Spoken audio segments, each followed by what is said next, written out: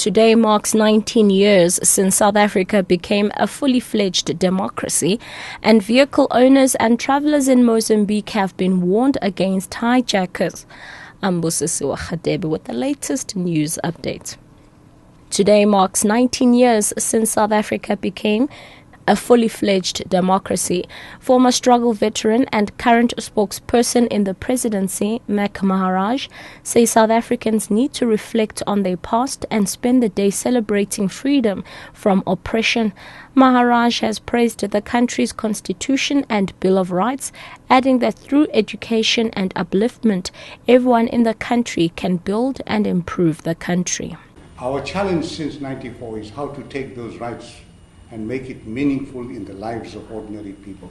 And we can only do so by working together, upholding those rights, defending them, and continuously building a society in which the social, material conditions under which people live and work improves continuously, so that we make those rights meaningful in the day-to-day lives of people. April 27, 1994 was a time of hope when apartheid came to an end with an advent of a democratic South Africa.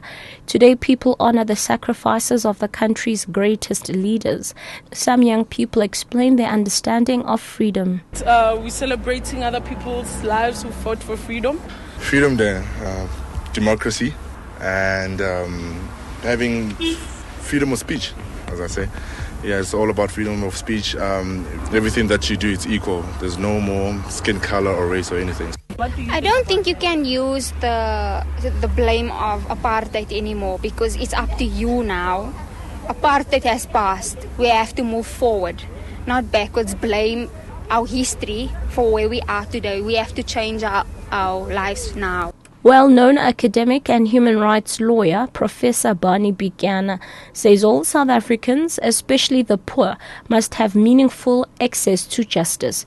Bigana has delivered the inaugural Bram Fischer Memorial Lecture at the University of Free State in Bloemfontein. He says while government has created some measures aimed at ensuring access to justice, these are simply inadequate. Bigana emphasized the need to transform the legal system for the benefit of even poorer and less privileged South Africans. My sense is that if one walked into any of our courts, what strikes me is how European and foreign our legal system is, how alienating it is to many, and how inaccessible. I therefore suggest that transformation must examine the wider perspectives that Bram Fischer came to towards the end of his active legal practice. And lastly, vehicle owners and travelers in Mozambique have been warned against hijackers operating between the border crossing points of Namacha and Goba in the city of Boan. The suspected hijackers apparently wear military-style camouflage uniforms and stop vehicles on deserted stretches of road.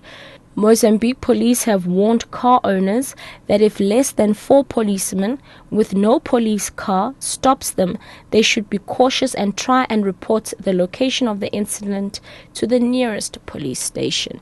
Catch the latest news on the hour on SABC radio stations and on Newsbreak Option 1.